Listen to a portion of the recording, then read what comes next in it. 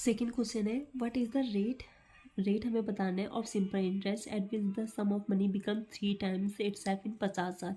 50 साल में उसके वो 50 साल में 3 टाइम्स बन जा रही है। तो हमें उसका रेट क्या क्या हमारा रेट पूछा है कि मतलब 100 रुपये है, वो कितना बन जा रहा है, वो 3 टाइम्स बन जा रहा है, मतलब वो 300 बन जा रहा है। मतलब कितने का इंटरेस्ट हो रहा है, 200 का बढ़ रहा है ना। तो अब हमसे बोला है वो कितने सालों में हो रहा है, 50 सालों में। मतलब उसे 250 साल में हो रहा है। तो एक साल में मिलने वाले को होते हो हम रेट बोलते, तो 50 से डिवाइड कर देंगे तो हमारा 4% इसका रेट आ जाएगा। ठीक है, दूसरा क्वेश्चन करते हैं। The time required for the sum of money to amount 4 times itself in 15% rate of interest का है, तो पर एनम। अब हमसे बोल रहा है कि वो जो हमारे पास 100 रुपये हैं वो कितने हो जा रहे हैं, 4 टाइम्स हो जा रहे हैं, मतलब 400 हो जा रहे हैं।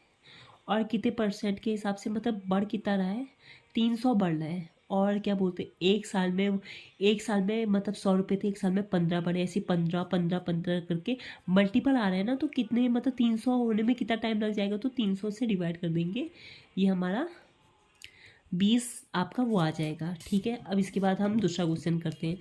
अ सम डबल इटसेल्फ इन 16 ईयर, कोई समय है वो 16 साल में डबल हो जा रहा है। Then in how many years will be it triple itself, कितने साल में वो अपना तिगुना हो जाएगा। Rate of interest being simple, मतलब सिंपल रेट ऑफ इंटरेस्ट में हमारा वो निकालना है। तो हम कैसे मान लेते हैं कि एक सम है, मतलब 100 रुपये मान लेते हैं, वो अपना कितना हो जा रहा है, डबल हो जा रहा है। डबल मतलब वो 200 हो जा रहा है। तो कितना बढ़ रहा है, 100 बढ़ रहा है। 16 साल में वो 100 बढ़ जा रहा है, 16 ईयर्स में वो 100 मतलब इंटरेस्ट दे रहा है।